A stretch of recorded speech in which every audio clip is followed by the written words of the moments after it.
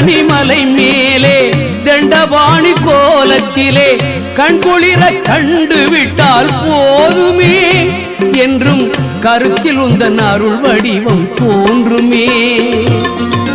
உள்ளத்திலே நீ இருக்க உன்னை நம்பி நான் இருக்க வெள்ளிமலையான் மகனே வேலையா என் வாழ்வு வளம் காண கடைக்கண் பாரையா கடைக்கண் பாரையா.